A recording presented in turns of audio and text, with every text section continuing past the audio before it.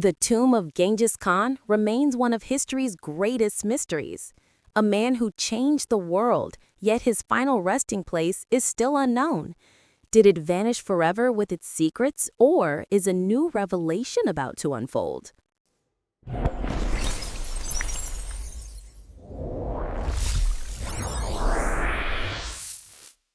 In the summer of 1227, in the heart of the Mongolian steppe, the most powerful man in the world drew his final breath.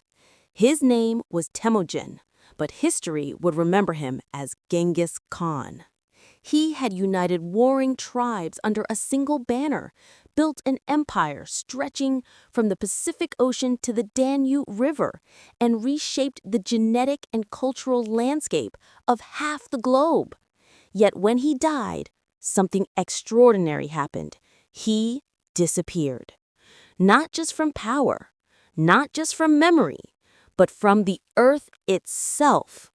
For over 8 centuries, no tomb has ever been found.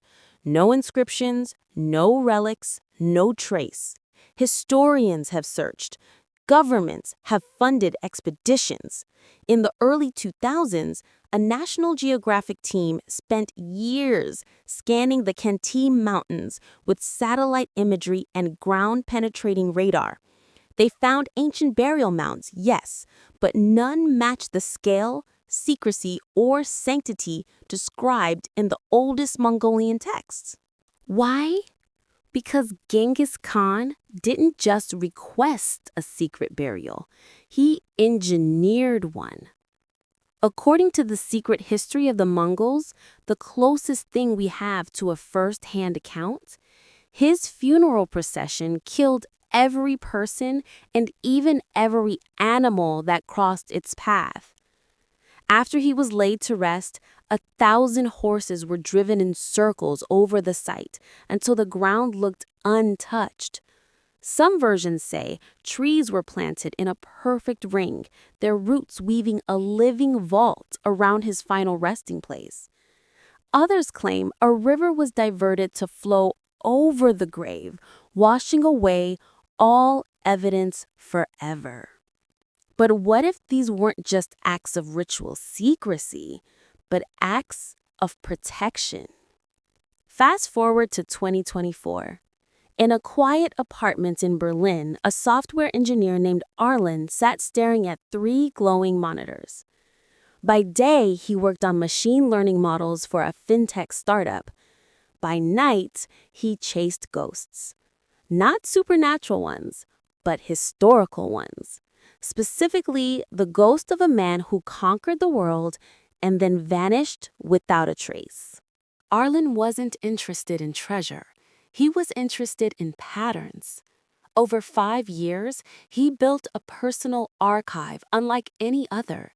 He collected verified historical records, Persian chronicles from Rashid al-Din, Chinese court documents from the Yuan dynasty, fragments of Mongolian oral poetry transcribed by Soviet anthropologists in the 1950s. But he didn't stop there.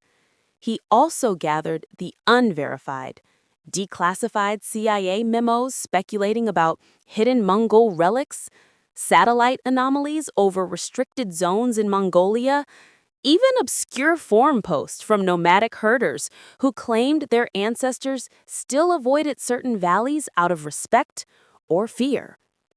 He fed it all into an artificial intelligence he called Chronos. Chronos wasn't designed to imagine. It wasn't trained on fiction. It was built to find correlations across time, language, and culture, to detect the faintest signal in a sea of noise. Its architecture combined linguistic analysis, geospatial mapping, and anomaly detection algorithms usually reserved for financial fraud or pandemic forecasting. And then, on a rainy night in October, Chronos returned something unprecedented. Not a theory, not a probability range, a single coordinate. Latitude 48.5 degrees north, longitude 109.2 degrees east. Deep in the Khentii Mountains, just 30 kilometers from Burkhan Haldun, the mountain Genghis Khan himself declared sacred in his lifetime. Confidence level? 98.7%. Arlen didn't tell anyone. He booked a one-way ticket to Ulaanbaatar, packed a drone, a thermal camera, a satellite communicator, and a simple rule: observe. Do not interfere. Do not remove anything. 3 weeks later, he stood alone in a valley untouched by roads or tourists. The air was thin. The silence was absolute. Using Kronos' coordinates, he walked for hours across rolling grasslands until his boots sank slightly into a patch of earth that felt different, softer, denser. He knelt, brushed away the top layer of soil and grass. Beneath it, a stone slab, perfectly flat, seamless, no carvings, no markings, just smooth, ancient rock, cool to the touch. With effort, he pried it open. Below, a narrow staircase descending into darkness. He turned on his headlamp. The beam cut through centuries of stillness. The air grew colder with every step. At the bottom, he found a circular chamber, about 4 meters in diameter. The walls were rough-hewn stone, untouched by time. No murals, no offerings, no signs of looting.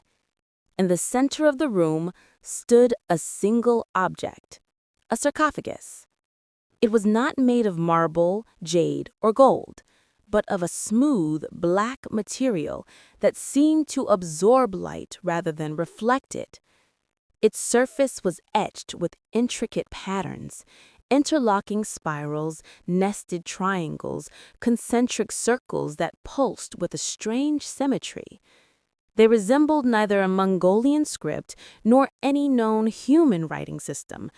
They looked mathematical, or perhaps biological, like a language written in geometry. Arlen approached slowly, his breath fogged in the cold air. He circled it once, twice. Then, almost without thinking, he reached out and placed his palm against its surface. The moment his skin made contact, the chamber erupted in light. Not fire, not electricity, but pure, radiant illumination, holographic symbols flaring from the walls, the floor, even the ceiling. They swirled in complex, rhythmic sequences, forming and dissolving like living code. One symbol dominated the far wall, a 3-dimensional glyph that seemed to shift perspective as he watched, revealing new layers with every blink. He didn't understand it, but his phone might. He pulled out his camera, took a high-resolution photo, and transmitted it via satellite to Kronos. Seconds passed. Then a message appeared on his screen. Warning, cognitive hazard detected.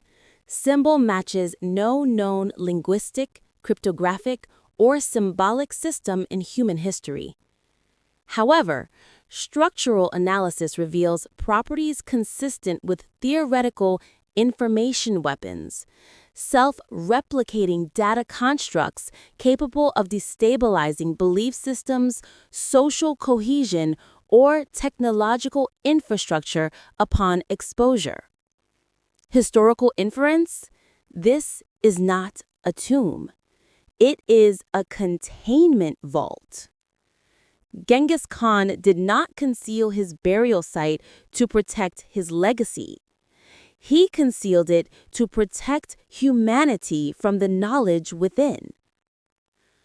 Arlen stared at the message, then at the glowing symbol, then at his own reflection in the dark surface of the sarcophagus. He thought about how a single idea, like divine right or racial superiority, had fueled centuries of war. He thought about how a single algorithm, designed to maximize engagement, had fractured democracies in less than a decade. He thought about how a single virus, natural or engineered, could shut down the world in weeks. What if this was something worse?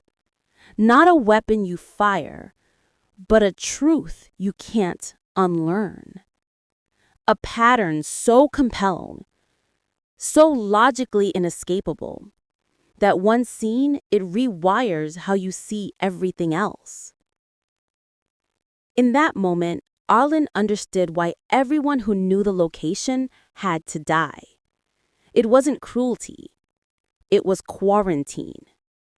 He stepped back, turned off his light, climbed the stairs, carefully replaced the stone slab, spread sand, grass, and loose soil over it until the earth looked exactly as he found it. He walked away and never returned. Back in Berlin, he did something even harder. He deleted everything, every file, every log, every backup. He wiped Kronos's core memory. He even factory reset his phone. Because some doors, once opened, cannot be closed. And some secrets are kept not out of fear, but out of mercy. So, did Genghis Khan really seal away a truth too dangerous for humanity? We'll never know.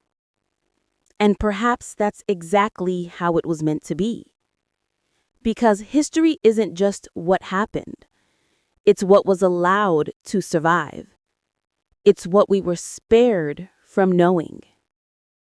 This is Divergence Point, where the past hides more than it reveals. The questions we explore here at Divergence Point are complex, but they are the ones that will define our future. If you believe this conversation is important and want to be part of a community that isn't afraid to ask the big what ifs, then consider subscribing to our channel. Activate the notification bell so you never miss the next divergence point in our journey. We have so much more to explore together. Until next time, stay curious, stay critical, and take care.